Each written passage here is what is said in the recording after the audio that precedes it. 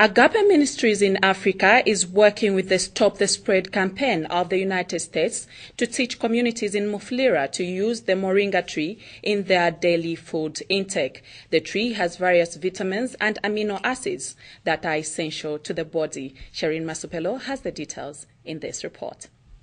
This child is 6 years old. She looks like she is 2 years old because she's undernourished, hence being stunted in growth.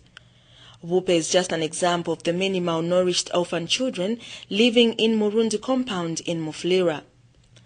Agape Ministries in Africa have seen the needs to improve the diet of such vulnerable children and communities at large.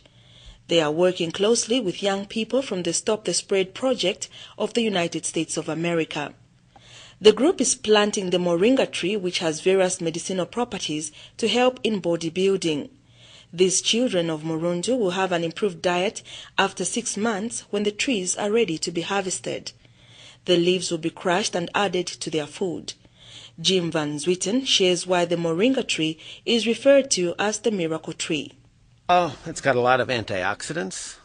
It's got a lot of anti-cancer agents. It helps lactating mothers to produce more milk. If pregnant women use it, the babies are of more weight and more healthy.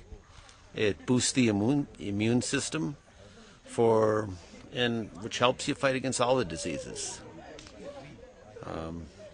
Also, you can eat the leaves fresh.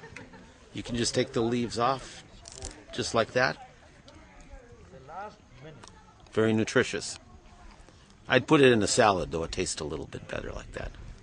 When the Moringa tree gets to be about 2 meters tall, it's time to harvest the top. You cut it off, and you get about 5 or 6 of these branches. You tie them together, and you dry them just like you would tobacco.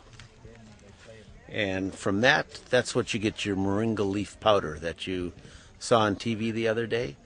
And that's what you add to your relish when you're having nshima or spaghetti sauce or a lot of other things. Carol Moon, a member of the Moringa project, now takes us through the steps of planting the Moringa tree. We start with the seeds like this and we soak them for a day in water.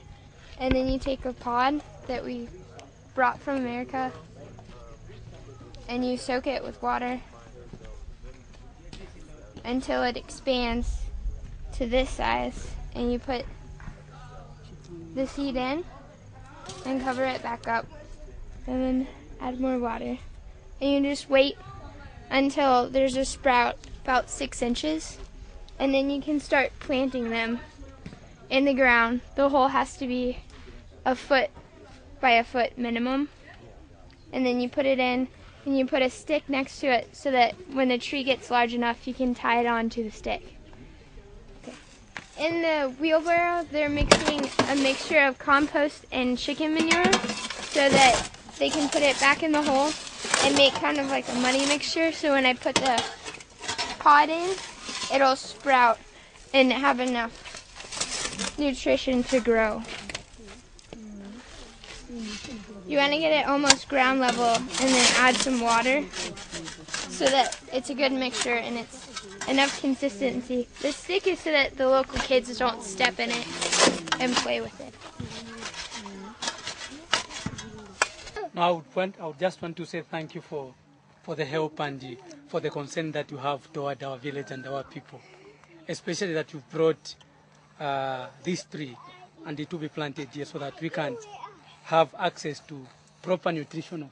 The works of Agape Ministries and Stop the Spread STS of the United States can only be commended, especially that apart from targeting high school graders in the prevention of HIV, they are working tirelessly to improve the welfare of vulnerable children.